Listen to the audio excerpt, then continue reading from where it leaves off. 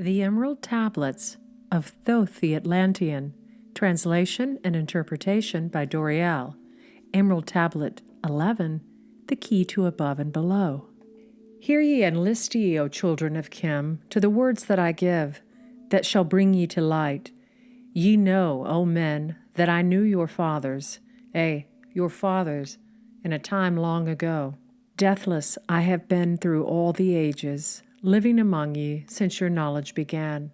Leading ye upward to the light of the great soul have I ever striven, drawing ye out from the darkness of night. Know ye, O people amongst whom I walk, that I, Thoth, have all of the knowledge and all of the wisdom known to man since the ancient days. Keeper have I been of the secrets of the great race, holder of the key that leads into life. Bringer up have I been to ye, O my children, even from the darkness of the ancient days. List ye now to the words of my wisdom, list ye now to the message I bring. Hear ye now the words I give thee, and ye shall be raised from the darkness to the light. Far in the past, when I first came to thee, found I thee in caves of rocks. Lifted I thee by my power and wisdom until thou didst shine as men among men. Found I thee without any knowing. Only a little were ye raised beyond beast. Fanned I ever the spark of thy consciousness, until at last ye flamed as men. Now I shall speak to thee knowledge ancient beyond the thought of thy race. Know ye that we of the great race had and have knowledge that is more than man's. Wisdom we gain from the star-born races, wisdom and knowledge far beyond man's. Down to us had descended masters of wisdom as far beyond us as I am from thee. List ye now while I give you wisdom, use it, and free thou shalt be. Know ye that in the pyramid I builded are the keys that shall show you the way into life. Draw you a line from the great image I builded to the apex of the pyramid, built as a gateway. Draw ye another opposite, in the same angle and direction. Dig ye and find that which I have hidden. There shall ye find the underground entrance to the secrets hidden before ye were men. Tell ye I know of the mystery of cycles that move in movements that are strange to the finite, for infinite are they beyond the knowledge of man. Know ye that there are 9 of the cycles, 9 above and 14 below, moving in harmony to the place of joining that shall exist in the future of time. Know ye that the lords of the cycles are units of consciousness sent from the others to unify this with the all. Highest are they of the consciousness of all the cycles, working in harmony with the law. Know they that in time all will be perfected, having none above and none below, but all one in perfected infinity, a harmony of all in the oneness of all. Deep neath earth's surface, in the halls of Amenti, sit the 7, the lords of the cycles, and another, the Lord from below. Yet know thee that in infinity there is neither above nor below, but ever there is and ever shall be, oneness of all, when all is complete. Oft have I journeyed to the halls of Amenti. Oft have I stood before the lords of the all. Oft at the fount of their wisdom have drunken and filled both my body and soul with their light. Spake they to me and told me of cycles and the law that gives them the means to exist. Spake to me the Lord of the 9, saying, O Thoth, great are ye amongst earth's children, but mysteries exist of which ye know not. Ye know that ye came from a space-time below this, and know ye should travel to a space-time beyond. But little ye know of the mysteries within them. Little ye know of the wisdom beyond. Know ye that ye as a whole in this consciousness are only a cell in the process of growth. The consciousness below thee is ever expanding in different ways from those known to thee. It, though in space-time below thee, is ever growing in ways that are different from those that were part of the ways of thine own. For know that it grows as a result of thy growth, but not in the same way that thou didst grow. The growth that thou had and have in the present have brought into being a cause and effect. No consciousness follows the path of those before it, else all would be repetition in vain. Each consciousness in the cycle of it follows its own path to the ultimate goal. Each plays its part in the plan of the cosmos. Each plays its part in the ultimate end. The farther the cycle, the greater its knowledge and ability to blend the law of the whole. Know ye that ye in the cycles below us are working the minor parts of the law, while we of the cycle that extends to infinity take of the striving and build greater law. Each has his own part to play in the cycles. Each has his work to complete in his way. The cycle below thee is yet not below thee, but only form for a need that exists. For know ye that the fountain of wisdom that sends forth the cycles is eternally seeking new powers to gain.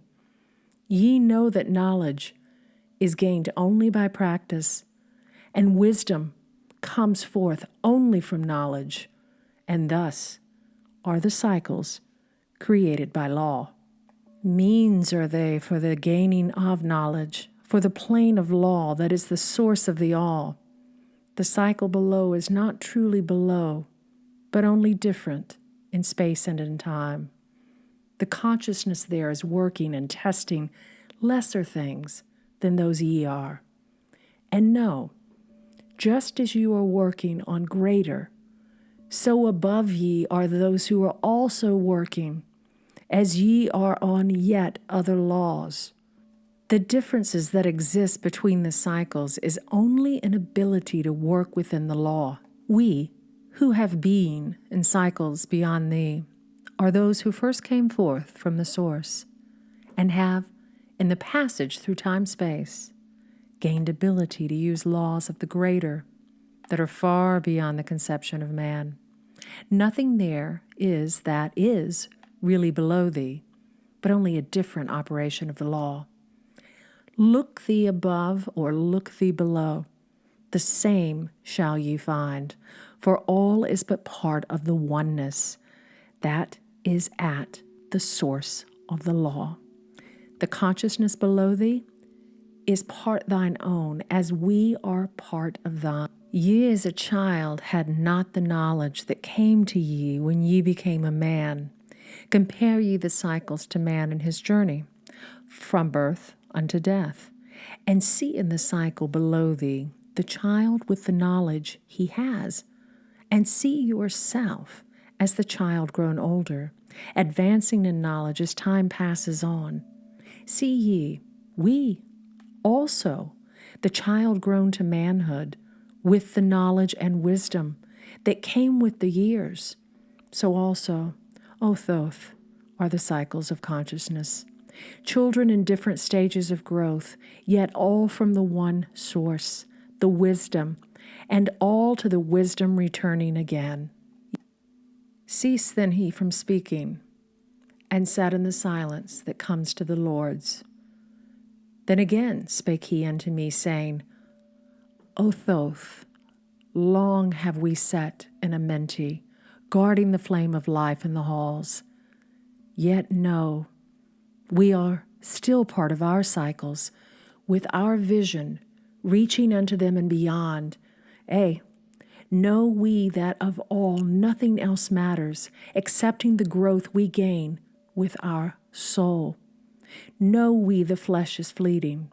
The things men count great are nothing to us. The things we seek are not of the body, but are only the perfected state of the soul. When ye as men can learn that nothing but progress of soul can count on the end, then truly ye are free from all bondage, free to work in harmony of law. No, O man, ye should aim at perfection, for only thus can ye attain to the goal. Though ye should know that nothing is perfect, yet it should be thy aim and thy goal. Ceased again the voice of the nine, and into my consciousness the words had sunk. Now seek I ever more wisdom, that I may be perfect in law with the all. Soon go I down to the halls of Amenti, to live neath the cold flower of life. Ye, whom I have taught, shall never more see me, yet I live forever in the wisdom I taught. All that man is because of his wisdom. All that he shall be is the result of his cause. List ye now to my voice, and become greater than common man. Lift thine eyes upward, let light fill thy being. Be thou ever children of light. Only by effort shall ye grow upward to the plane where light is the all of the all. Be ye the master of all that surrounds thee. Never be mastered by the effects of thy life. Create then ever more perfect causes, and in time shalt thou be a son of the light. Free, let thine soul soar ever upward, free from the bondage and fetters of night. Let thine eyes to the sun in the sky space. For thee, let it be a symbol of life. Know that thou art the great light, perfect in thine own sphere, when thou art free. Look not ever into the blackness. Lift up thine eyes to the space above. Free, let thine light flame upward, and shalt thou be a child of the light. Interpretation. Thoth tells men of his time about the ages they and their ancestors have known him, and this alone should have been enough to make them realize his power. He reminds them that he has been the keeper of the mysteries of past ages and has brought them from savagery to light. He tells them that he's now going to reveal some of the elder mysteries revealed to him and his ancestors by the children of light and the lords of the cycles. Thoth tells them how a way may be formed to open the gateway to the halls of Amenti, drawing a line in the geometrical angle from the Sphinx. The key to open the secret chamber beneath the pyramid may be found. The cycles Thoth speaks of are the cosmic cycles from the positive side of this Eric and the negative side of the other Eric, toward which we are moving. The negative side of this and the positive side of the other each have 14 cosmic cycles. The lords of the cycles are of the central all of each cosmic consciousness. They know the eventual perfection of all. For the first time, Thoth mentions the Lord from below, an example, the lower cosmic cycle. Each cosmic consciousness, thus, has its representative in all cosmic cycles. Thoth is told by the Lord of Nine that, though he is great and on with the cosmic consciousness, there are mysteries of which yet he doesn't know.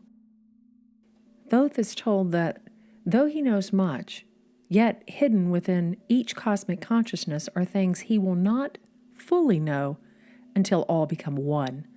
The expansion of each consciousness is different, for each is performing a different part in the infinite plan. Each supplements the other so that the growth of each one reacts upon the other. One is just as necessary as the other, though some can perform greater tasks.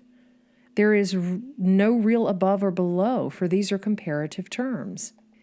The cosmic consciousness is the mean through which the torchbearer changes disorder and chaos to order and law. Each works in its own space, fulfilling necessary functions. And the lower cosmic cycle is just as important in the great plan as the highest. The higher cosmic cycles are merely of greater ability. All cosmic consciousness are one in the final analysis, just as all units of soul are one in the cosmic consciousness. The difference in ability of the higher and lower cosmic consciousness is compared to the boy and man.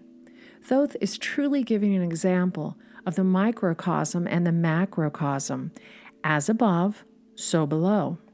The lords, though manifesting in a mente, are yet connected with and part of their own cosmic cycle. Their purpose in manifesting in cosmic cycles other than their own is for the purpose of aiding certain growths in the soul of man and transmitting the results to their own cosmic consciousness, thus laying the foundation for the quality of the disorder allowed to flow to each cosmic cycle. Perfection would be the goal, though we should always realize that perfection is receding in direct proportion to our own growth. What today seems perfection, tomorrow will be imperfection, for we know that perfection is not yet realized even in the torchbearer.